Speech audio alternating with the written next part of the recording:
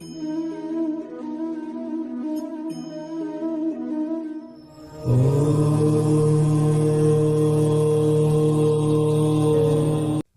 कर्मा के पास ना कागज है ना किताब है, फिर भी सारे जगत का हिसाब है। यह कहा जाता है कि जो कर्म हमने पहले किए हैं उनका फल हमें आज मिलता है, और जो आज करते हैं उसका फल हमें बाद में मिलेगा। तो ऐसी कोई व्यवस्था क्यों नहीं हुई कि जो हम कर्म आज करें उसका फल आज मिल जाए, ताकि दुनिया में से सारे भ्रष्टाचार और जितने भी बुरे कर्म हैं सब मिट जाएं। कुछ कर्मों का फल तुरंत मिलता है और कुछ का फल कालांतर में मिलता है। कैसे मिलता है, आइए समझते हैं। पुण्य का प्रत्यक्ष फल क्या है? प्रसन्नता व संतुष्टि। और पाप का प्रत्यक्ष फल क्या है? तनाव। पुण्य किया, प्रसन्नता आई, संतोष मिला। पाप किया, टेंशन आई, संताप मिला एकदम तुरंत। अगर आप राह चलते किसी भिखारी या किसी गरीब को 2 रोटी खिलाएं, रोटी खिलाने की कितनी देर बाद संतुष्टि आएगी? तुरंत। और आपने किसी के जेब से रुपया निकाला, रुपया निकालने के बाद आपके मन में टेंशन कितनी देर बाद आएगी? तुरंत। अच्छे कर्म का फल भी तुरंत मिलता है और बुरे कर्म का भी फल भी तुरंत मिलता है, लेकिन यह तो हुआ प्रत्यक्ष फल। एक पारंपरिक फल होता है, वह क्या? पुण्य का पारंपरिक फल सुख समृद्धि है, पाप का पारंपरिक फल दुख दारिद्र्य है। तो पुण्य तुरंत फलता है, सुख समृद्धि में थोड़ा टाइम लगता है, और पाप भी तुरंत फलता है, दुख दारिद्र्य में थोड़ा टाइम लगता है। यह दोनों चलता है। हम जो भी कर्म करते हैं उसका फल हमें अवश्य मिलता है। आप उस फल से भाग नहीं सकते, भागने की कितनी भी कोशिश कर लो पर वह फल आपको भुगतना ही पड़ेगा। इसके बिना कर्म शांत ही नहीं होता। हम कितने भी अच्छे बुरे कर्म कर ले, उसका फल हमारे साथ ही रहता है, चाहे वह हमें देर से ही मिले, लेकिन मिलता जरूर है। हम बुरे कर्म को छुपाने के लिए दुनिया की कोर्ट से तो भी बच जाते हैं, लेकिन कुदरत की कोर्ट से कैसे बचोगे? कई साल पहले की बात है, एक शहर में एक जज रहते थे। वे नागर ब्राह्मण कुल के थे और वे खुद भी कठोर वेदन और कर्म के कानून के अभ्यासी थे। एक बार जज सुबह टहलने के लिए निकले थे, तब उन्होंने देखा कि एक व्यक्ति भाग रहा था और उसके पीछे भागते हुए व्यक्ति ने पीछे से एक खंजर उसके शरीर में मार दिया और तब तक उसको घाव करता रहा जब तक वह मर नहीं गया। यह घटना जज साहब ने अपनी आंखों से देखी। खूनी भाग गया था, उस खूनी को जज साहब ने ठीक तरह से देखा था। फिर जज साहब घर गए, लेकिन यह बात उन्होंने किसी को नहीं बताई, क्योंकि खून का केस आखिर में उनके कोर्ट में ही तो आने वाला था। फिर पुलिस की पूछताछ शुरू हुई। 6 महीने में पुलिस की संपूर्ण इंक्वायरी पूरी हुई, हत्या का मामला दर्ज किया और आखिर में यह मामला उस जज के पास ही आया। लेकिन उन्होंने देखा कि खूनी कोई और ही था। उन्होंने उस दिन जिस खूनी को देखा था वह यह नहीं था। फिर मुकदमा शुरू हुआ, उस व्यक्ति को ही खूनी साबित करने का ठोस सबूत मिला। जज साहब तो जानते थे कि यह व्यक्ति बेकसूर है, लेकिन जज को सबूतों के आधार पर फैसला देना होता है। उसमें न्यायाधीश के अपने खुद के आधार पर उसको बेकसूर नहीं कहा जाता, इसलिए उस निर्मित प्रतिवादी को पूरे सबूतों के साथ खूनी करार किया गया। लेकिन जज साहब एक वेदन और कुदरत के कर्म के नियम के पक्के अभ्यासी थे। उनको पता था कि असली खूनी घूम रहा है और एक निर्दोष को सजा हुई है, इसलिए उन्होंने फांसी की सजा सुनाने से पहले नकली खूनी को अपने चैम्बर में बुलाया। जज साहब के पास जाते ही वह नकली प्रतिवादी रो पड़ा और कहने लगा कि मैं निर्दोष हूँ, मैंने खून नहीं किया है। पुलिस को असली खूनी पकड़ में नहीं आया तो उन्होंने मेरे पुराने गुनाहों के आधार पर मुझे पकड़ लिया और मेरे खिलाफ सबूत खड़े करके मुझे कोर्ट में खूनी साबित किया गया है। तब जज साहब ने कहा कि यह हकीकत मैं जानता हूँ, तुम बेकसूर हो।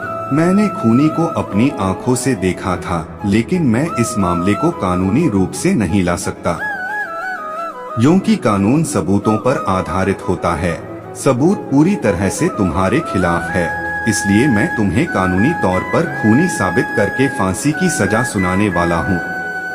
लेकिन कुदरत के नियम में कहीं कुछ गलत तो नहीं हो रहा है। इस बात को सुनिश्चित करने के लिए मैं तुम्हें अकेले में एक सवाल पूछता हूँ। इस बात का तुम मुझे बिल्कुल सही जवाब देना। मेरा सवाल यह है कि क्या तुमने भूतकाल में किसी का खून या फिर उतना ही बड़ा कोई अपराध किया है? झूठे आरोपों में फंसे व्यक्ति ने अपना सिर झुकाकर कहा कि मैंने भूतकाल में 2 खून किए थे, लेकिन मैंने उस समय पुलिस वाले को बहुत सारे पैसे दिए थे, इसलिए मैं निर्दोष साबित होकर छूट गया था।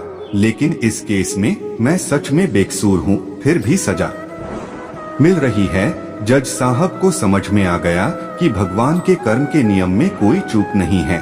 पहले 2 खून के समय उसके पुण्य कार्य का फल चल रहा होगा, इसलिए उसका क्रियमाण कर्म ने फल देने में देर लगाई और कर्म संचित हुए। अब जब पुण्य खत्म हुआ होगा तो पहले के 2 खून के फल के रूप में संचित हुए कर्म ने इस बार प्रारब्ध रूप से बेकसूर होने पर भी उसे फांसी की सजा दी।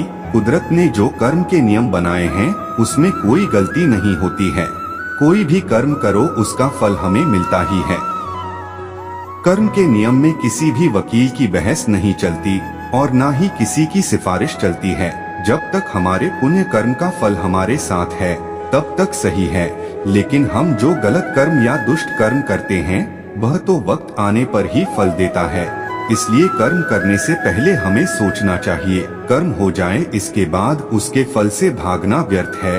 हम जो भी कर्म करते हैं उसका फल पाने के लिए तैयार रहना चाहिए। कई कर्म ऐसे होते जो हंसते हंसते किए हो, लेकिन उसका फल रोते रोते भुगतना पड़ता है। दुर्योधन ने एक अबला स्त्री को दिखाकर अपनी जंघा ठोकी थी तो उसकी जंघा तोड़ी गई। दुशासन ने छाती ठोकी तो उसकी छाती फाड़ दी गई। महारथी कर्ण ने एक असहाय स्त्री के अपमान का समर्थन किया तो श्री कृष्ण ने असहाय दशा में ही उसका वध कराया।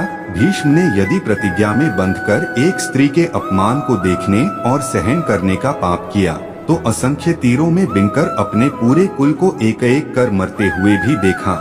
भारत का कोई बुजुर्ग अपने सामने अपने बच्चों को मरते देखना नहीं चाहेगा, पर भीष्म अपने सामने 4 पीढ़ियों को मरते देखते रहे।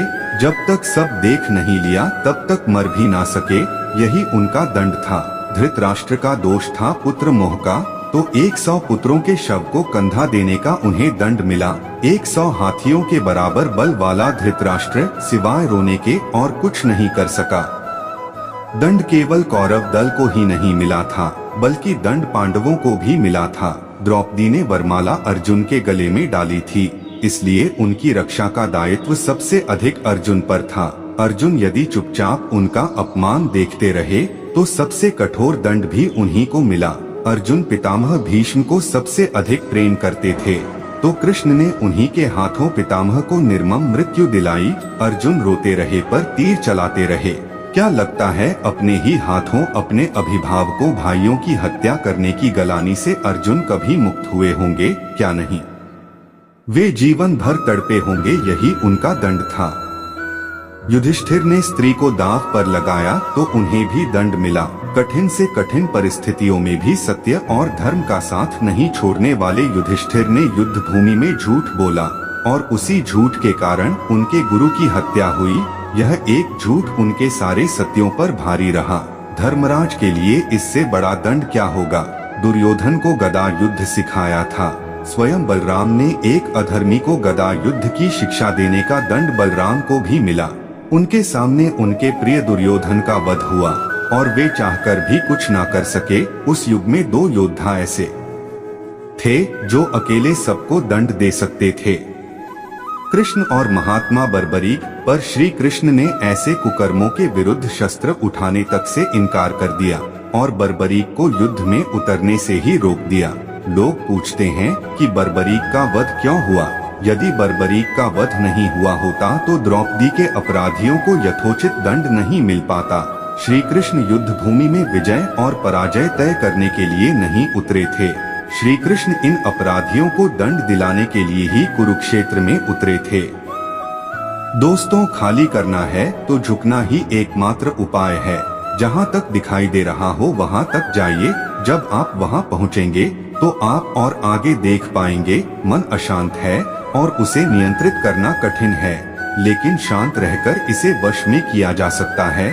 भरोसा रखें, हम जब कहीं किसी का अच्छा कर रहे होते हैं तब हमारे लिए भी कुछ अच्छा हो रहा होता है। यूं ही नहीं होती हाथ की लकीरों के आगे उंगलियां। परमात्मा ने भी किस्मत से पहले मेहनत लिखी है। अच्छे व्यवहार का कोई आर्थिक मूल्य भले ही ना हो, लेकिन अच्छा में कभी अपना कदम भी मत रखना। जहां के लोग आपकी कदर नहीं करते, अब तो भरोसे से भी भरोसा उठ गया है, क्योंकि जिस पर सबसे ज्यादा भरोसा था उसको ही भरोसा तोड़ते देखा है। कदर करो उस इंसान की जो सबसे ज्यादा नजदीक है तुम्हारे। जो नजदीक भी नहीं आना चाहते उनका तो ख्याल करना भी छोड़ दो। उसे लौटना होगा तो लौट आएगा। कदर तो उसकी करो जिसे तुमसे दूर जाने में भी डर लगता है। यह कस्में, यह वादे सब झूठ होते हैं, क्योंकि सबसे ज्यादा कसम वही खाते हैं जो सबसे ज्यादा झूठ बोलते हैं। दुष्ट लोगों की भलाई कभी नहीं करनी चाहिए। बिच्छू को आप कितना भी प्यार कर लो फिर भी वह डंक ही मारेगा। लोग तुम्हारी कदर तभी करेंगे जब तुम भी उन्हें उन्हीं की तरह नजरअंदाज करना सीख जाओगे। अपनी कमजोरी किसी के सामने जाहिर मत करना, नहीं तो लोग इसका फायदा उठाने लगेंगे। जिन्हें उधार लेने और दूसरों से एहसान लेने की आदत होती है वह हमेशा तनाव में घिरे रहते हैं। उस इंसान की कदर कम की जाती है जमाने में जो किसी इंसान की कदर नहीं करता। किसी को इतना भी सर पर मत बैठा लेना कि सर दर्द बन जाए, और किसी की इतनी भी खुशामद मत करना कि वह आपके लिए बेकदर हो जाए। सयाना है जमाना आजकल, नमक स्वाद अनुसार और कदर जरूरत अनुसार ही होती है। आईने में जो दिखता है उसके अलावा किसी और पर आंख मूंद कर भरोसा मत करना, क्योंकि जो आज तक आपकी कदर करना नहीं छोड़ रहे हो सकता है कल आपको बेइज्जत करने में कोई कसर ना छोड़े। दूर रहना उन लोगों से जो आपकी कदर तब तक करते हैं जब तक काम है। जल्दबाजी में कोई भी फैसला ना ले, क्योंकि जल्दबाजी में लिया गया फैसला अक्सर गलत हो जाता है। अपने पंखों पर भरोसा रख, हवाओं के भरोसे तो पतंगे उड़ता करती है। यहाँ गरीब जमीन पर पड़ी रोटी भी हंसी खुशी खा लेता है, वहाँ अमीर हाथ से मिली रोटी की भी कदर नहीं करता।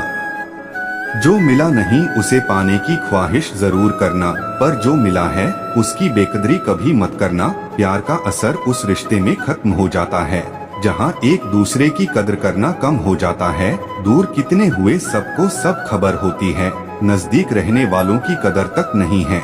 जिन्हें जो कहना है कहने दो, उनको हम नहीं वक्त जवाब देगा। कातिल अगर कोई दुश्मन होता तो अफसोस नहीं होता। मेरी पीठ पर लगा वह खंजर मेरे अपनों ने ही घोंपा था।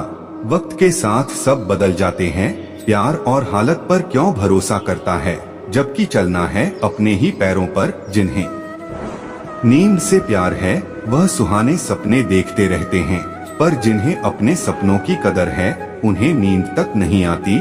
जहाँ रहने के लिए घर मिल जाए पर घर के लोगों से कदर ना मिले, ऐसे घर पर रहने से अच्छा सड़क पर रहना है। कदर की आवाज ऐसी होती है जो बिना कहे सामने वाले को बता देती है कि आप उनसे कितना प्यार करते हो। जीवन में कभी घमंड मत करना, क्योंकि घमंड जब सर चढ़ जाता है तो इंसान किसी की कदर करना भूल जाता है। काम करो ऐसा कि एक पहचान बन जाए, हर कदम ऐसा चलो कि निशान बन जाए। यहाँ जिंदगी तो हर कोई काट लेता है, जिंदगी जियो इस कदर की मिसाल बन जाए। ना पूछो कि मेरी मंजिल कहाँ है, अभी तो सफर का इरादा किया है। ना हारू हौसला उम्र भर, यह मैंने खुद से वादा किया है।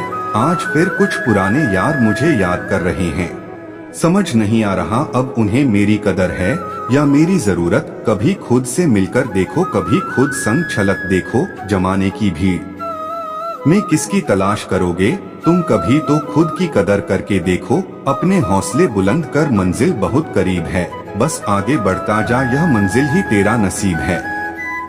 जिंदगी बहुत हसीन है, कभी हंसाती है तो कभी रुलाती है, लेकिन जो जिंदगी की भीड़ में खुश रहता है जिंदगी उसी के आगे सिर झुकाती है। मुश्किलों से कह दो उलझा ना करे, हमसे हर हालत में जीने का हुनर आता है हमें। दुनिया में हमारे सामने चाहे जो परिस्थिति आ जाए, एक काम करना, अपने जीवन को ऊपर वाले को सौंप देना, क्योंकि आप जीवन भर में जितना कर सकते हैं उससे कहीं ज्यादा वह एक पल में कर सकता है। अपने सबसे खास से धोखा खाने के बाद लोग चाहकर भी किसी पर संपूर्ण प्रतिशत भरोसा नहीं कर पाते, यही सत्य है। अपनी सच्चाई को किसी के सामने साबित करने की कोशिश ना करें, क्योंकि अगर आप सच्चे हैं तो उसे वक्त एक दिन खुद साबित कर देगा। मनुष्य का जीवन केवल उसके कर्मों पर चलता है, जैसा कर्म होता है वैसा उसका जीवन होता है। दोस्तों, हमें किसी से भी अंधा प्यार नहीं करना चाहिए। हमारा किसी के प्रति अंधा प्यार हमें कभी भी आगे बढ़ने नहीं देता। खुद को इतना कमजोर मत होने दो कि तुम्हें किसी के एहसान की जरूरत हो। जीत निश्चित हो तो अर्जुन हर कोई बन सकता है, किंतु जब मृत्यु निश्चित हो तो अभिमन्यु बनने के लिए साहस चाहिए। लोगों को इम्प्रेस करने की कोशिश मत कीजिए, आप खुद को इम्प्रूव कीजिए, लोग अपने आप इम्प्रेस हो जाएंगे। अगर जिंदगी का हर दाव जीतना चाहते हो तो बल से ज्यादा बुद्धि का उपयोग करना सीखो, क्योंकि बल लड़ना सिखाती है और बुद्धि जितना सिखाती है। कभी पीठ पीछे आपकी बात चले तो घबराना मत, क्योंकि बात उन्हीं की होती है जिनमें कोई खास बात होती है। अहंकार के अंधे इंसान को ना तो अपनी गलतियां दिखाई देती है और ना ही दूसरे इंसानों में कुछ अच्छाई दिखाई देती है। जो लोग दूसरों को हर समय नीचा दिखाते रहते हैं, उनको यह एहसास नहीं है कि वह ऐसा करके खुद कितना नीचे गिर रहे हैं। अनुमान मन की कल्पना है और अनुभव जिंदगी का सबक है। सच्ची खुशी तभी होती है जब आपकी सोच, कथन और कर्म में समानता हो। जीवन में कभी निराश नहीं होना चाहिए, क्योंकि कमजोर आपका वक्त होता है, आप नहीं। जैसे तेल समाप्त हो जाने पर दीपक बुझ जाता है, उसी प्रकार कर्म के क्षीण हो जाने पर भाग्य भी नष्ट हो जाता है। अगर आप राजा की तरह जीना चाहते हैं तो पहले आपको गुलाम की तरह मेहनत करना होगा। एक बात का ध्यान अवश्य रखें, आपका सपना जितना बड़ा होगा संघर्ष भी उतना ही कठिन होगा। अगर लोग आपकी कॉपी करने लगे तो समझ लीजिए आप कामयाबी के बहुत करीब है। कोशिश हमेशा आखिरी सांस तक जारी रखनी चाहिए। मंजिल मिले या तजुर्बा दोनों ही अनमोल है। ख्वाहिश भले ही छोटी हो लेकिन उसे पूरा करने के लिए दिल जिद्दी होना चाहिए। मुझे घमंड नहीं है किसी भी बात का, क्योंकि मैं जानता हूँ कि एक रात जिंदगी में ऐसी भी होगी जिसके बाद कोई सवेरा नहीं होगा। खुद में झांकने के लिए जिगर चाहिए, वरना दूसरों की बुराई बताने में तो हर शख्स माहिर होता है। हर नई शुरुआत इंसान को थोड़ा डराती है, पर याद रखना सफलता मुश्किलों के बाद ही नजर आती है। कौन क्या कर रहा है, कैसे कर रहा है, क्यों कर रहा है, इन सब से आप जितना दूर रहोगे आप उतना ही खुश रहोगे।